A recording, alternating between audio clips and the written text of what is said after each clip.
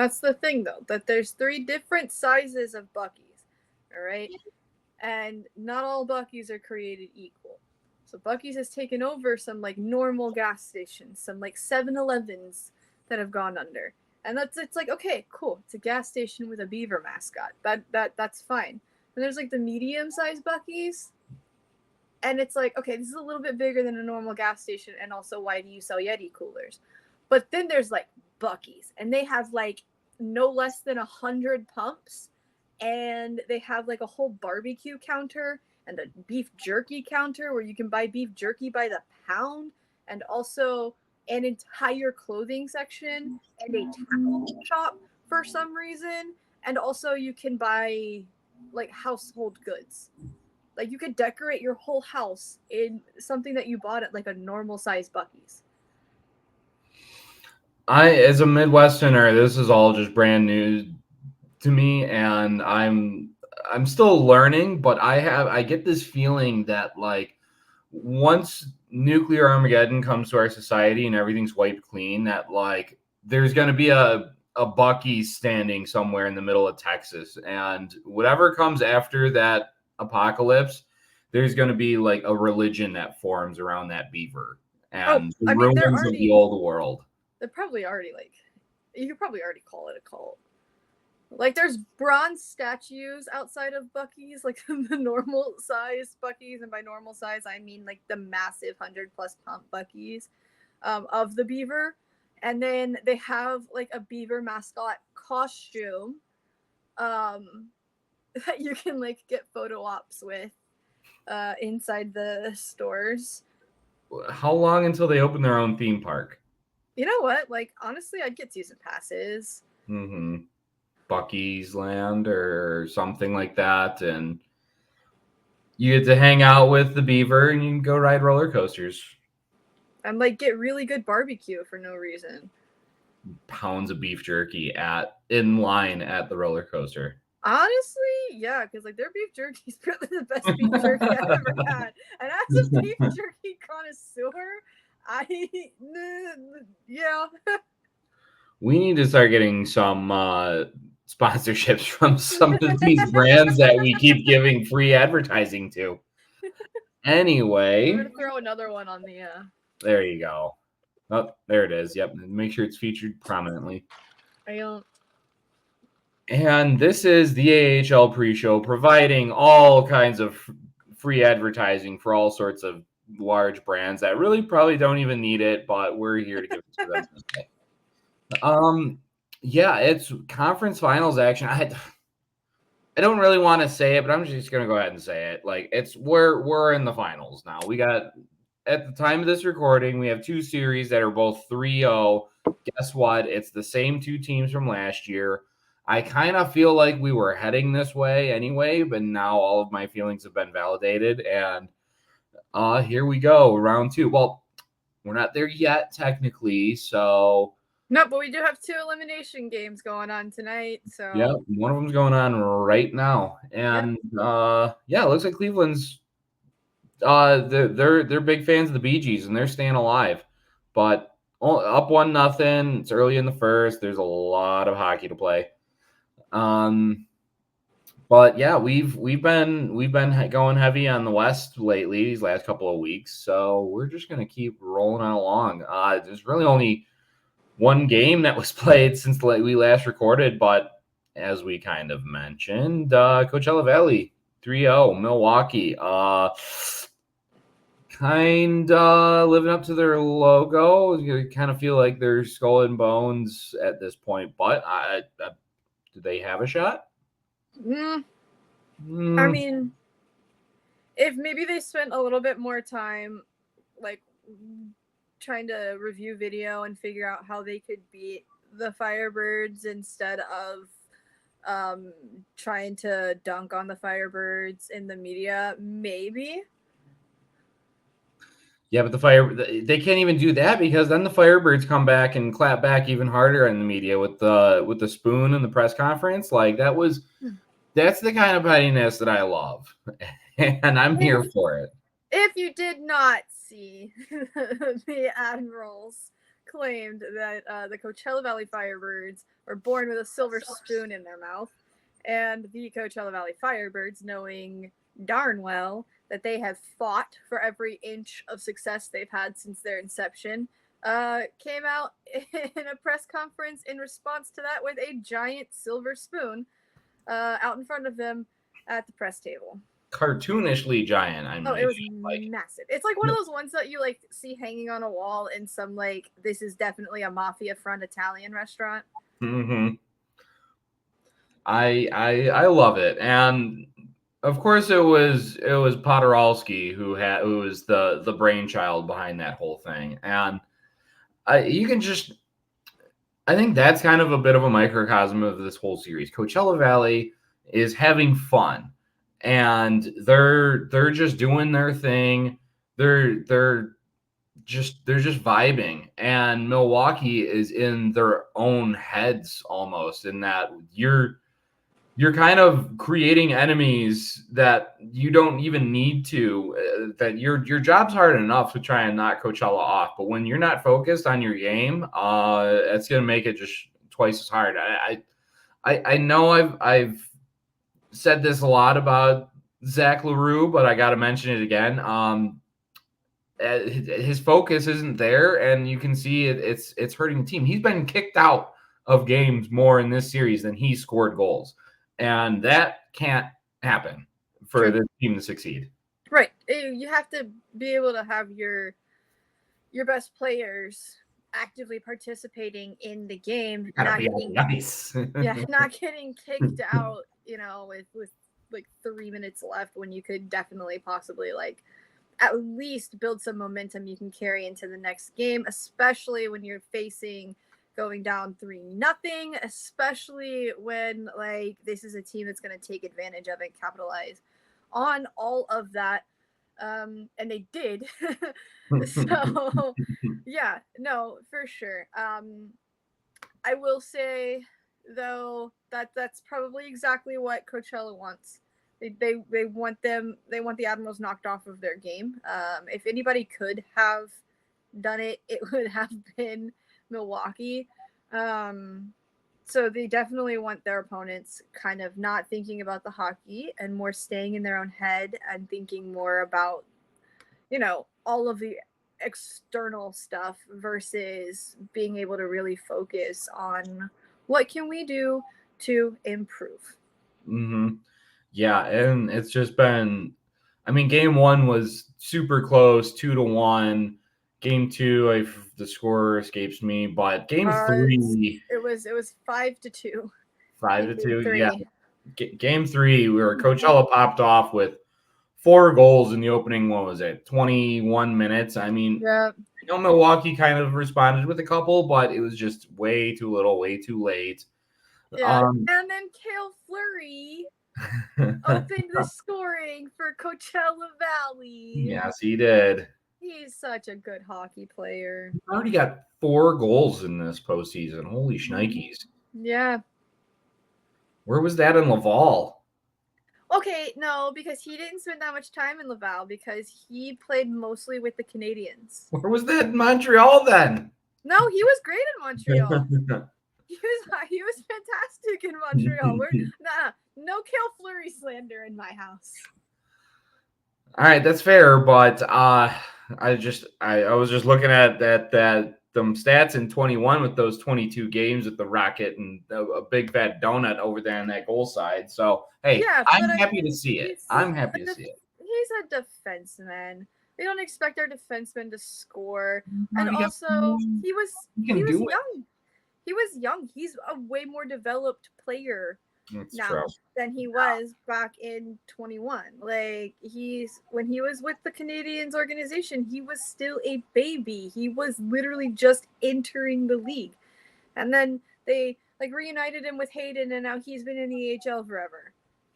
And now he's he's still kind of a baby, but he's a man, and he's scoring big goals and putting up points. I mean, everyone on this Coachella team is contributing to their success. There's no passengers, and that just makes it twice as deadly when you got a team like the Admirals that are more focused on trying to stir things up instead of, I don't know, holding onto the puck, maybe scoring more than 2 goals, maybe.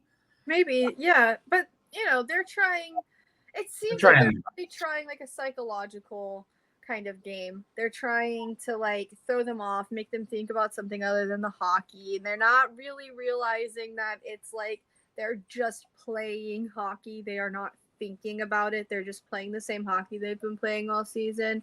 They're just playing the same hockey that they play in practice. They're just playing hockey. They're not thinking about what do we have to do to beat so and so opponent. They are just playing hockey and beating opponents. And I still feel like I know that they've only scored 4 goals in 3 games, and that's been kind of the bane of their woes now, down 3-0. But I can't help to think that if they had the option of throwing Askarov in there to kind of maybe throw another change up, as this team's done all playoffs long, maybe it just change the momentum a little bit, do something to kind of shake it up, even though, again, it's not Troy Grosnick's fault that he's had 4 goals of support, but it's been a winning formula for Milwaukee here in these playoffs, and they don't have that option. Askarov still hasn't dressed yet in this series, so yeah. Well, and to be fair though, too, it's not like the Admirals are just like not getting anything on net. They are.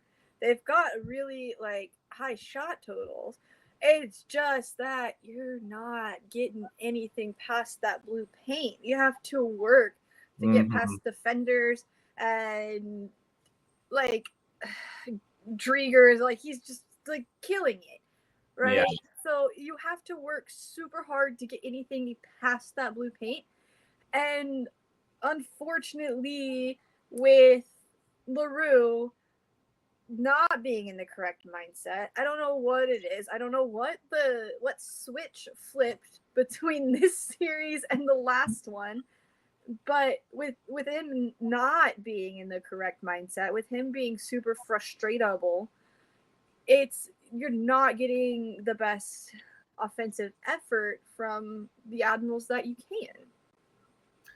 Yeah, 30. He's got 32 penalty minutes in 3 games against. I mean, he was a good boy in game 2 with nothing, but then games 1 and 3 are kind of not great. So, but yeah, when you get a 10-minute misconduct at like 2.5, 3.5 minutes left in the third period, like you're not like that's not rolling any positive. It's not rolling a positive mindset into the next game. When you're being ejected from a game, it is not rolling the correct energy and mentality, because now it's like every hockey player doesn't believe that their penalties should be called. I've never seen a hockey player who's like,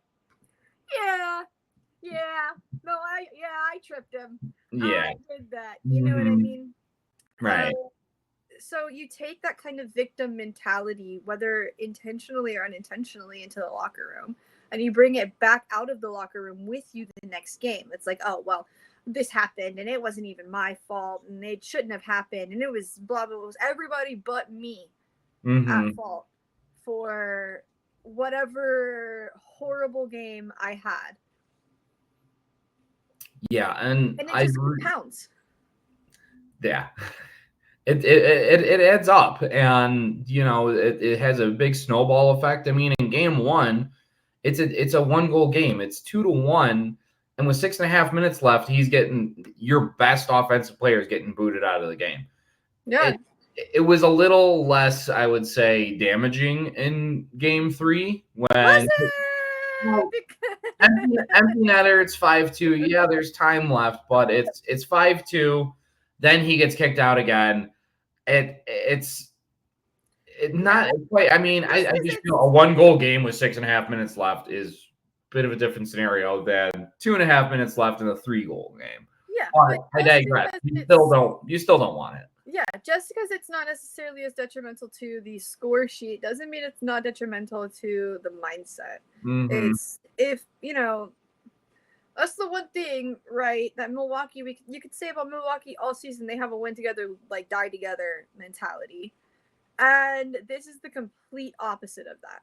Yeah. This is very much like it's compounding on top of each other. It's very much point the finger somewhere else. It's very much like let that negativity and those like bad, weird vibes take over.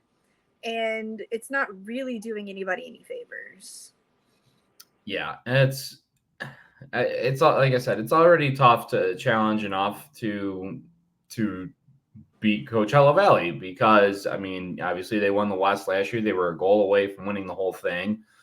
If anything, they are better this year, maybe. Yeah, I think so. Yeah, so it's They've matured together as a team for sure. right. So when you're doing the Tom and Jerry, you step on the rake, it hits you in the face, and you turn around, you step on another rake, and you just continue to do that. It's certainly not going to make your objective of catching the mouse any easier. No, for sure.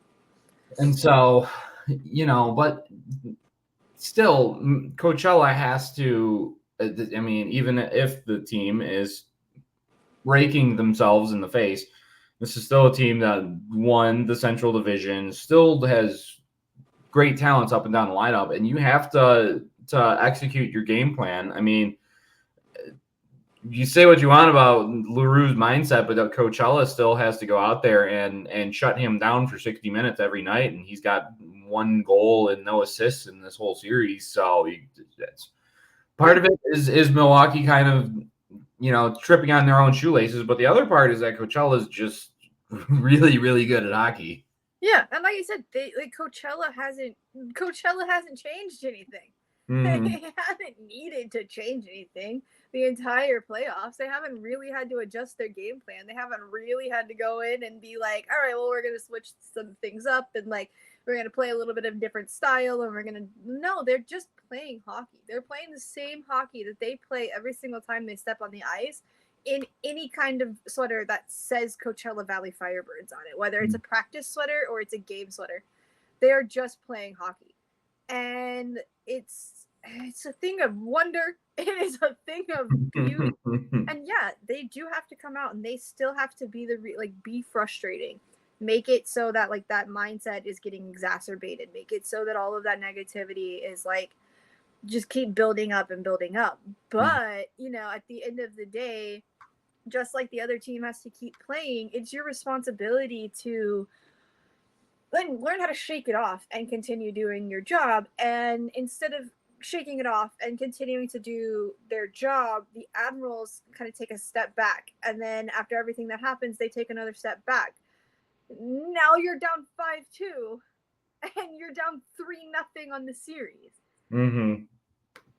Yeah, it's a recipe for disaster. Again, you can only shoot you can't afford mistakes in a series like this, and when you continue to shoot yourself in the foot, here we are. You can only shoot off so many toes before you can't walk anymore. That was a real Southern thing. Sorry.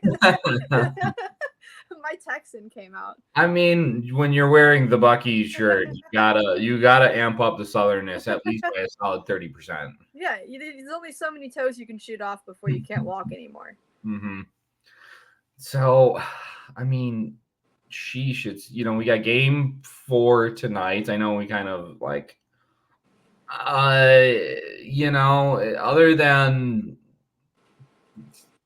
I'm kind of at a loss. I'm like, how do we spin this in a way where it's like Milwaukee can do this to get back and at least get a couple of wins in? They got to keep their foot on the accelerator. Yeah. Like, they gotta. You remember? All right, welcome to Dee's pop culture tangent. Here we go. All right, buckle in, everybody. We're talking about Cars, the Pixar animated masterpiece today. Do you remember when Lightning McQueen gets like lost? He first winds up in Radiator Springs, and he has torn up the road, and they're like, you gotta repave it, and he's like, what if I win a race? And he cannot. Like, he doesn't win the race because he makes the turn and he goes into the cactus Mater has to tow him out. And then he works with Doc before he goes back to the race. Obviously, he fixes the road, but we're going to skip over most of the plot of Cars. He's getting ready to return to the racing circuit. He's working with Doc Hudson on turning right to go left. Right. Is that a familiar concept? The Admirals need to learn how to turn right to go left. I like that. I like that analogy.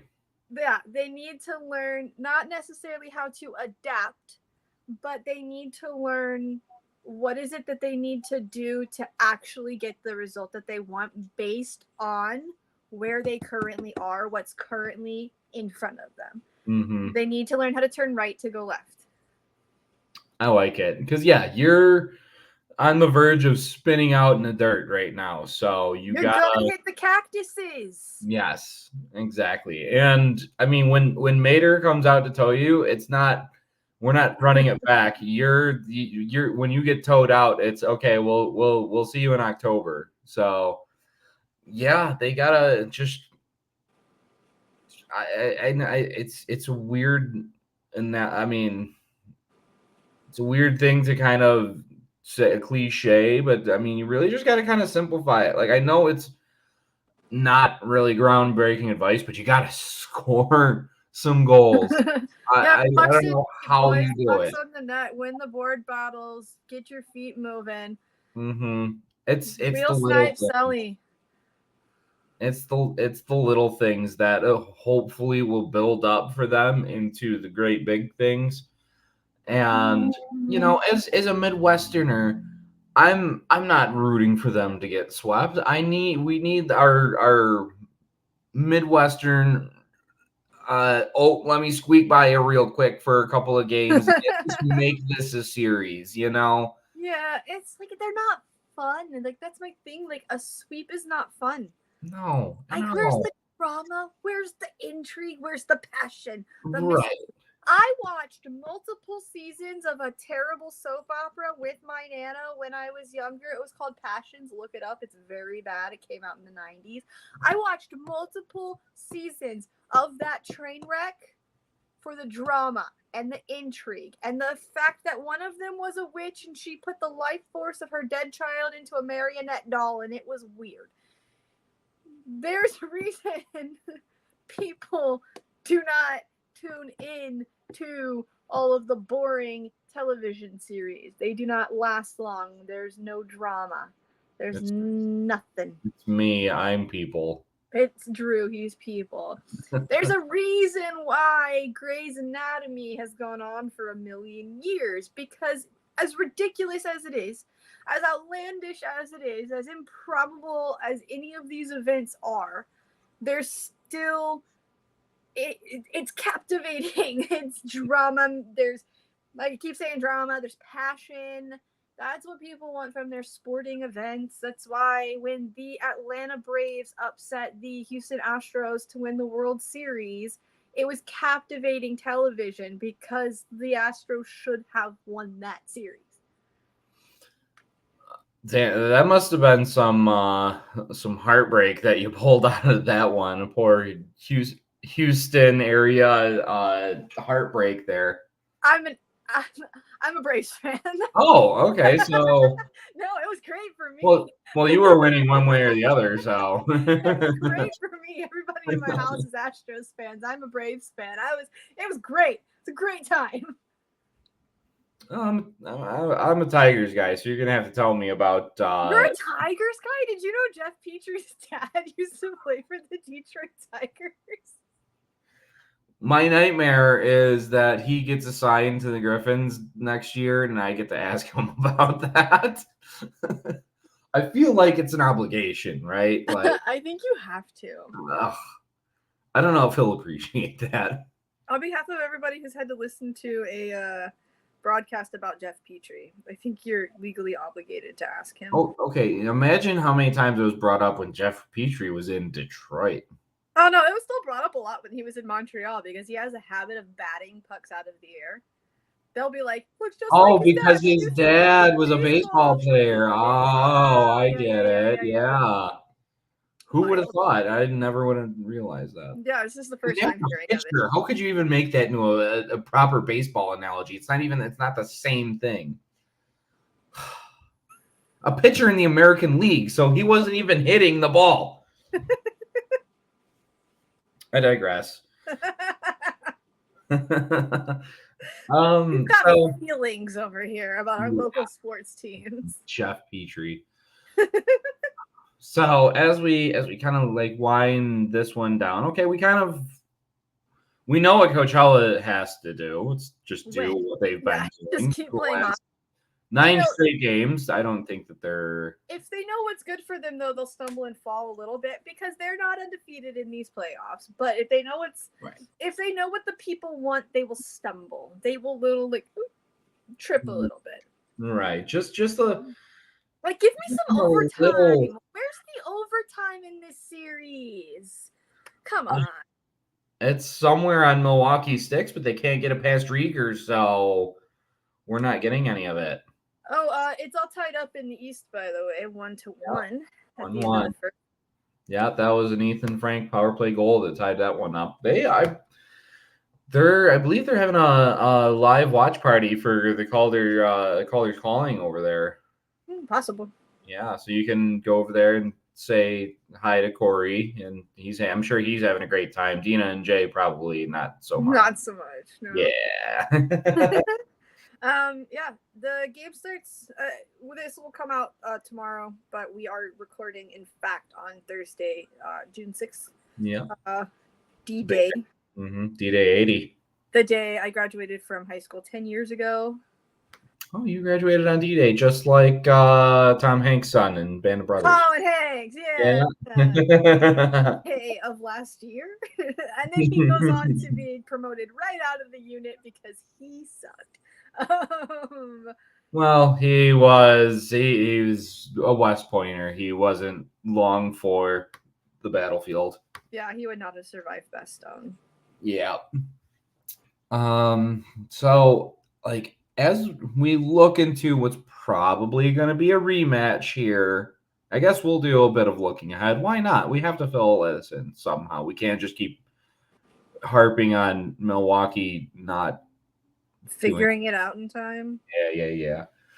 So, if this does come to a rematch, we got the two juggernauts in each conference going at it. Rematch. Is there an advantage for one side or the other, or is this just get after it and who dares wins?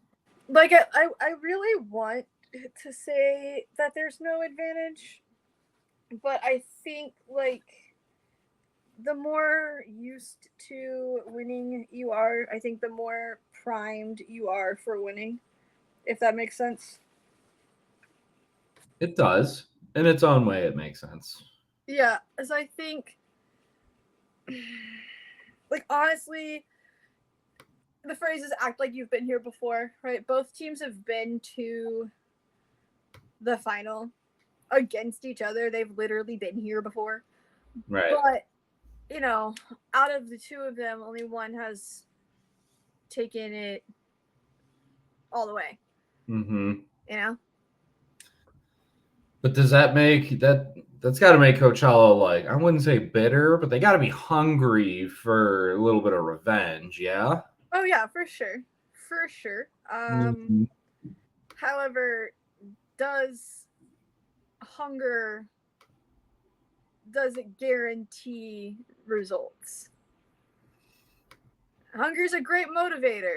It's a motivator. Does it guarantee it? No, I'd say you got to execute your game on top of being hungry. But I think what they have this season that they didn't have last year is, like, for sure they've matured as a group. They've matured together. It's not like they got a whole new roster. This is a bunch of guys who have been together for a couple of years now, and then a bunch of guys who at least have been around for a little while. It's not like, it's the Coachella Valley Firebirds. They're still new. That's so cute. Good for them. Love that for you, Coachella. You made it. they're better. They're better this year, and they're better because they are more gelled as a team. Yep, Now, let's say Milwaukee makes it somehow, pulls it out of thin air today, and they keep it going. The little reverse sweep action. That would be fun. That would be fun. This is where like the whole drama and intrigue thing comes back into play. Yeah, even if they don't complete the reverse sweep, Coachella will be tired. Yeah. There's a lot. I think it's too soon to say like who has the edge. We have to see how the rest of these series pan out. We kind of have to see where the chips fall and if these 2 elimination games tonight are indeed elimination games. Because look, if it's two sweeps, you've got 2 teams who've barely played any hockey. You've got 2 teams who are still primed and rested and ready to go going in to the Calder Cup final. If it is not, if say both of these go to 7, then you've got 2 teams that are exhausted. But if one of them goes to 6 or 7 and the other one is a sweep, that gives a team an advantage. I think it would give an advantage to the team that keeps playing, that faces that adversity and is able to climb on out of it. That's where I tend to agree. Sure, the other team's going to be more well rested, but now like you're still in the swing of it. You don't have like the week or whatever that you're waiting for the other series to shake out. You're still going. You don't have to like do scrimmages and like do all that. You just keep playing hockey and you just it's just going to the next game instead of having to reset for some time off and then we got a game. Yeah, it's I mean, I know coaches try to recreate that intensity in practices and everything, and you practice how you play, but it's so much different in game mode than it is in practice. It's just it is. That's just human nature, It's the fans and everything else that just gets you more pumped and more amped, and you just find that little bit of extra adrenaline that just gets you over the top. Yeah, no, 100%. And yeah, there's only so much that practice can do, especially considering you're just hitting your teammates and you're gonna pull those punches. Considering like you're just gonna be shooting on your goalie. Like they're not gonna be like the goalie's not gonna change his style. I don't know. I have a feeling that Zach LaRue in practice goes just as hard against his own teammates in the corner. Well, yeah, maybe, probably, but I mean, still at some point, like, your heavy hitting defensemen are not going to be injuring their teammates. No one's cross checking someone in front of the goalie, Yeah. Well, and the goalie is not changing his style to play a little bit closer to the way the goalie you're about to face is. You're not getting, he's going to continue to practice his game against shooters he already knows. Right. Having the extra time to practice is not necessarily a good thing. It's not a bad thing. It doesn't hurt to be able to rest and take a breath and not be playing on swollen feet. Mm-hmm. But it's not necessarily the advantage everybody thinks it is.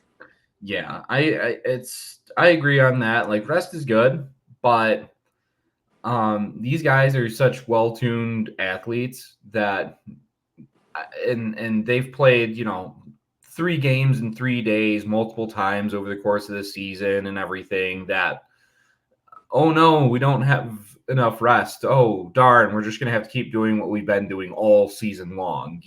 I don't feel like, unless you have a guy who might need a couple extra days for an injury to heal up. And again, these guys at this level are top line athletes and they're sickos, so they're going to be playing through whatever injury there is. And it's just that thing at this time of the year. So even if one of these series goes longer, I'm still not giving a whole bit of a decided advantage one way or the other.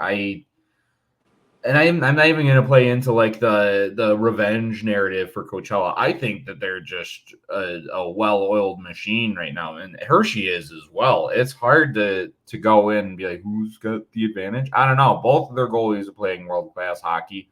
All of their forwards are putting the puck in the net. All of their defensemen are shutting the opposing attackers down. You're getting depth scoring from both teams. You're not, Right. you know, like It's you're not not relying just on one or two studs. people.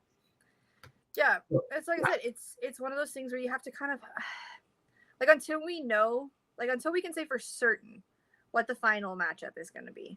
Mm-hmm. I don't think it's fair to be able to say like, oh, we're looking ahead, make some predictions, whatever. Like my money's on it being like if I was a betting woman, it would be Coachella and Hershey. Mm-hmm. But you never know. It is hockey. I mean, it is the unpredictable sport to end unpredictable sports. Yep. Well, yeah, we'll just have to wait and see what happens. That's why they play the games.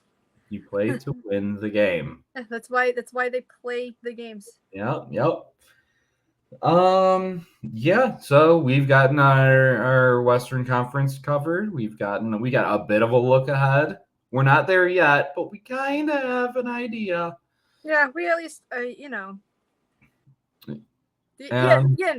Yeah, so we're a dozen episodes in now for Taps, and I believe probably next episode we'll be talking some Calder Cup finals. Yeah, I will not be here. I will be, and might just be him talking to himself. It might just be a solo episode, which kind of would be a good metaphor for the last 30 years of my life. So I will be at a work thing.